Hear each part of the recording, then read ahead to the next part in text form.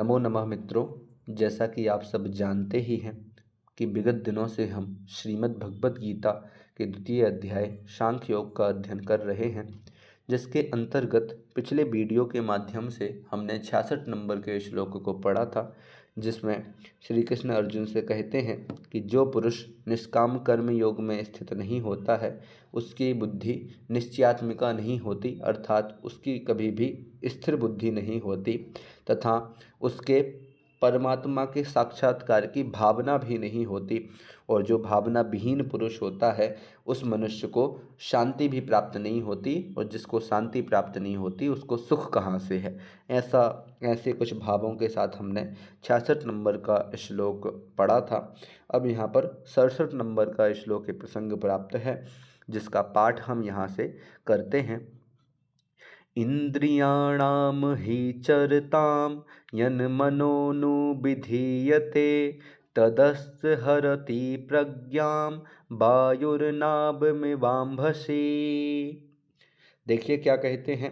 ही शब्द का प्रयोग है सबसे पहले ऊपर वाले श्लोक से जोड़ते ही अर्थात क्योंकि, क्यों उस निष्काम कर्म योग में प्रवृत्ति नहीं करने वाले व्यक्ति को शांति प्राप्त नहीं होती, उसका जवाब इस श्लोक में वो दे रहे हैं। ही अर्थात क्योंकि अंभसी वायु नावम इव, सबसे अंत में चतुर्थ पाद में देखिएगा लिखा है अंभसी। अंभसी मतलब होता है अंभ, अंभ का मतलब होता है जल।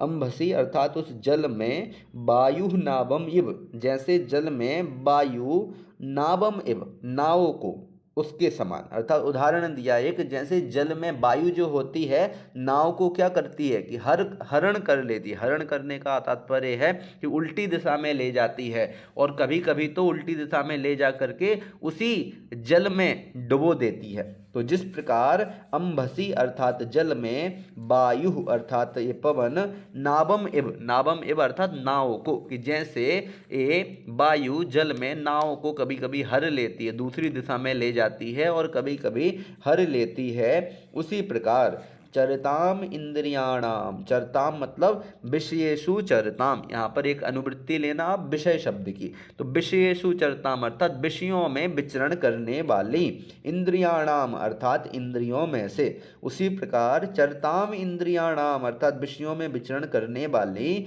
इंद्रियों में से, यत अनु मनः विधीयते, जिसके पीछे पीछे मनः विधीयते अर्थात मन होता है, अर्थात जो मन से संलग्न रहती हैं। क्या कहा कि चरताम इंद्रियाणाम की विषयेषु चरताम अर्थात विषयों में चरण करने वाली, विषयों में विचरण करने वाली इंद्रियों में से, यत अनु जिसके पीछे पीछे अर्थात जिससे युक्त, मनः विधीयते, मनः विधीयते अर्थात मन रहता है, कि जिससे युक्त मन रहता है, वह तत् अर्थात वह अस्य प्रज्ञाम हरति। अस्य प्रज्ञाम हरति का मतलब कि इस पुरुष की बुद्धि को हरण कर लेती हैं। किस पुरुष की? कि ये जो आकर्म योगी पुरुष है, कि जिसकी इंद्रिय मन से संलग्न हो गई है, ऐसे पुरुष की बुद्धि को वह हर लेती हैं।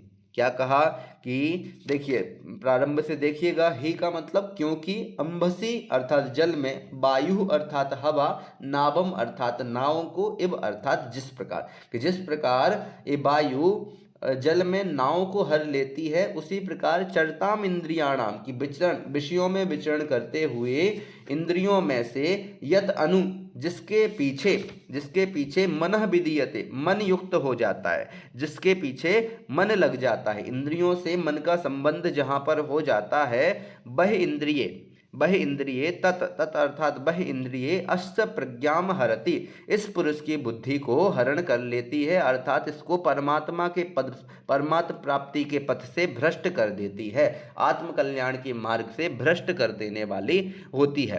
कहने का तात्पर्य ये है कि कहा था ना कि आसक्ति, विषयों में आसक्ति नहीं होना। अभी पूर्व अपन ने जो श्लोक पढ़े थे उसमें एक जगह पढ़ा था कि विषयों में आसक्ति नहीं होनी चाहिए।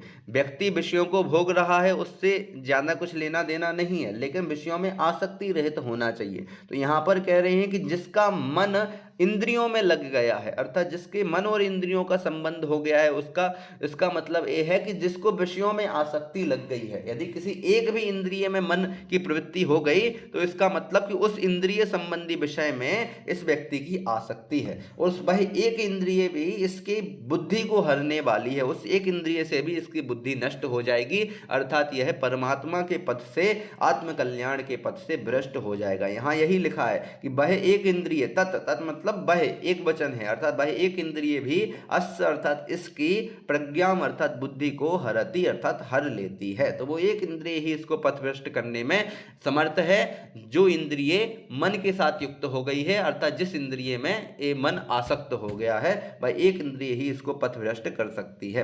कुछ व्याकरणिक शब्द देखिए। चरताम शब्द है, चर धातु से सत्री प्रत्यय करेंगे तो चरण बनेगा, उसी का षष्ठी बहुवचन का रूप चरताम है। प्रज्ञाम शब्द है, प्र उपसर्ग पूर्वज्ञा धातु से अंग प्रत्यय करने पर प्रज्ञा बनता है, उसी में द्वितीय एक वचन का जो रूप है वो प्रज्ञाम बना। हरति शब्द है, हिरी धातु में लट लकार प्रथम पुरुष एक वचन, ये तो आपको पता ही होगा, हरति बनता है। यन मनोनु, यहाँ पर यन मनोनु में संधि हुई है, दो संधि हैं। यत धन मनो, यहाँ पर अनुनासिक व्यंजन संधि होगी, और मन धन अनु, यहाँ पर उत्तो विसर्ग संधि का प्रयोग है। वायुर्नाबम अंभसी, यहाँ पर देखो वायुर्नाभ मिबाम्भसी जो शब्द है उसमें चार पद निकलेंगे। वायु धन नाबम धन इव धन अंभसी, इसमें संधि दो जगह पर है। वायु धन नाबम में विसर्ग संधि है और इव धन अंभसी में दीर्घ संधि का प्रयोग है। अनुष्टुप छंद का बहुत ही सुंदर प्रयोग यहाँ पर किया गया है। इस प्रकार अभी हमने ये 67 नंबर के श्लोक की चर्चा की। अब 68 नंबर के श्लोक की चर्चा हम आगामी वीडियो में करेंगे। तब तक के लिए धन्यवाद।